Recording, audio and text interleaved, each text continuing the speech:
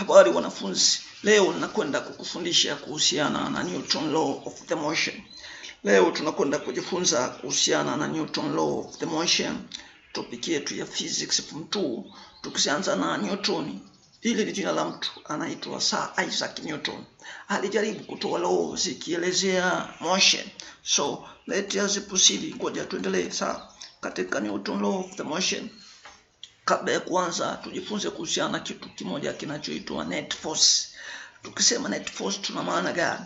Net force is the combination of all force acting on an object. Net force ni jumla ya zile force zote zinazotokea katika kitu. Hizo ndo tunaziita net force. Ni jumla ya zile force zote zinazotokea kwenye kitu ndo tunaita net force. Mfano hichi ni kitu, kuna force hapa na force hapa. Sasa net force hapa ni zero kwa sababu force ina 20 Newton na force ina 20 Newton. Alafu zote zinaangaliana opposite. Huyu anaelekea huku na huyu anaelekea huku, hapa tutapata zero. Lakini sio hivyo tu, tuna net force nyingine hii hapa. Hii net force, kuna force inaelekea huku na hii inaelekea huku. Huu ni 18, hii ni 20.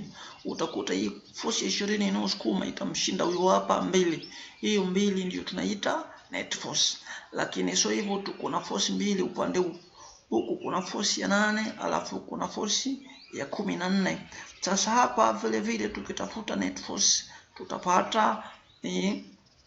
tutapata net force ni 14, alafu force ya kawaida ni 8. Kwa hiyo tukitafuta force ya pili tutapata ni 6. Hivyo basi unatakiwa uelewe kwamba net force ni jumla ya force zote, kani zote katika kitu. So ngoja tuendelee na topic yetu. Vile vile kuna kitu kinachoitwa balance force. Balance force ni force zilizokuwa sawa sawa, ni kani mbili zilizokuwa sawa sawa. Mfano kuna kani ya huku inafanya kazi ya kusukuma na huku kuna kani inafanya kazi ya kusukuma, alafu zipo sawa sawa. Zikiwa sawa sawa, kitu hakitoweza kumove, hakitoweza kujongea, kitabaki hapo hapo. Kwa hivyo tunasema balance force produce no change in the motion of an object. Lakini vile vile tuna unbalanced force. Unbalanced force hizi ni force hazipo sawa. Force moja inakuwa ni kubwa, force ya pili inakuwa ni ndogo. Sasa ile kubwa itaisukuma, ile ndogo itaishinda. Hivyo itasababisha kitu kiweze kujongea. Kwa hiyo tukisema unbalanced force ni force which is unbalanced, hazijabalance. Zinaweza zikasababisha motion, zinaweza zikasababisha kitu kikamove, kikabadilisha uelekeo na kadhalika. Sasa tukija kwenye Newton first law of the motion. Tukija kuangalia Newton law yake ya kwanza. Newton the first law stated that a body at rest or uniform motion will continue to be at rest or uniform motion until and unless a net external force act on it. Maana yake ni nini? Maana yake ni kwamba a body is at rest, kwamba kitu kikiwa kimetulia. If a body is at rest, kitu kikiwa kimetulia will continue to stay at rest, kitaendelea kutulia hivyo unless mpaka umekisukuma. Lakini sio hivyo tu, all uniform motion, kama hicho kitu kinajongea, kinaendelea kujongea, kwamba will continue stay in motion, kitaendelea hivyo unless mpaka umekipa force either ya kukisimamisha au ya kukibadilisha uelekeo. Hiyo ndio tunaita Newton first law of the motion. Kwamba baada ya hapo, ngoja tuendelee kuangalia example of Newton first law. Tuangalie mifano. Mfano wa kwanza, suppose a block is kept on the floor. It will remain at rest until apply some external force. Jaribu kuangalia, umeweka kitu kwenye meza, umeweka kitabu kwenye meza, kitaendelea kukaa hivyo hivyo. Labda umekipiga force, umekipiga kani, umekiapply kani ya kukisukuma au ya kukivuta, ndo utakibadilisha uelekeo wake. Lakini sio hivyo. Newton first law inajulikana vile vile kama law of inertia. Inajulikana kama law of inertia. What is inertia? Inertia ni nini?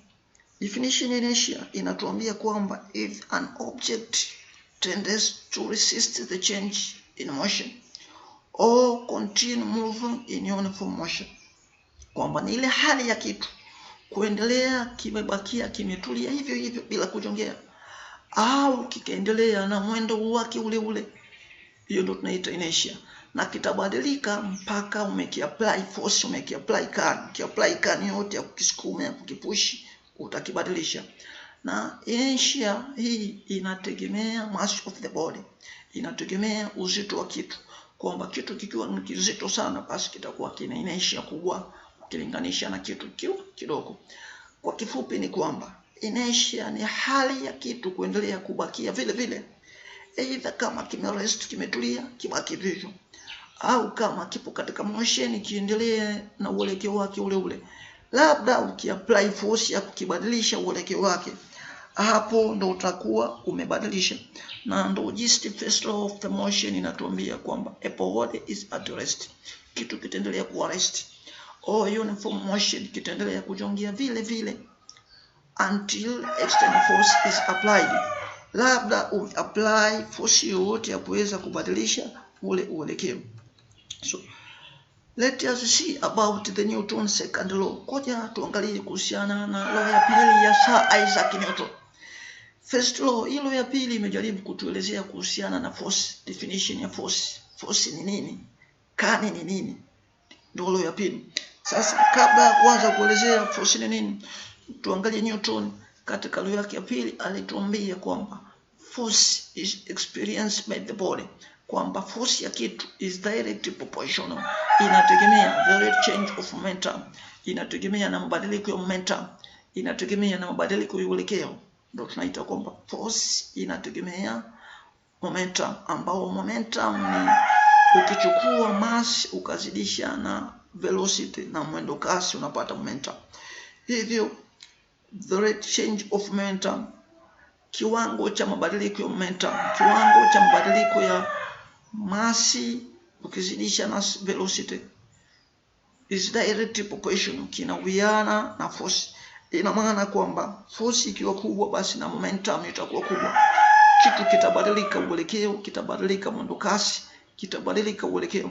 Na force ikiwa ndogo, momentum itakuwa ni ndogo. Sasa kuja tukiendelea na mfano kama inavyoonekana hapa kwamba hii ni body yetu. Hii ni body yetu. Sasa hii body force ni kuchukua mass times acceleration. Kama tumeambiwa force ni direct proportional momentum, kama unavyoona hapa. Force is direct proportional to rate change of momentum. Hii ndio rate change of momentum, kwamba mass mara velocity over time in momentum. Sasa hii inategemeana na force, kwamba unapo apply force kubwa kitu kita undergo acceleration, kitajongea sana, na ukiapply force ndogo kitu kitajongea kidogo. Kutokana na hivyo tukapata formula ya force ambayo inatuambia force ni kuchukua sawa sawa na mass uzidishe mara acceleration. Hiyo ndio utapata force. Sasa tukija kuangalia hapa kwamba second law of the motion inatuonesha kwamba acceleration hii inawiana na force, alafu mass ni constant. Sasa lakini vile vile ukiendelea kufanya uchambuzi utakuta kwamba hii acceleration ukigawa hapa kwa acceleration, ukigawanya na huku kwa acceleration hizo kustation, huku itabaki force chini ya acceleration na mass. Utakuta kwamba force ukigawanya na acceleration ni sawa sawa na mass. Kwa maana hiyo kwamba acceleration itakuwa ni inversely proportional na mass, kwa sababu ukigawanya kwa acceleration huku itakuwa force gawanya acceleration sawa sawa na mass. Kwa maana hiyo force ni sawa sawa na mass uzidishe mara acceleration. Mfano hii ni mass yetu 1000 kg, alafu hii ni acceleration. Tukizidisha hapa tunapata force. Hiyo ndio second law of the Newton.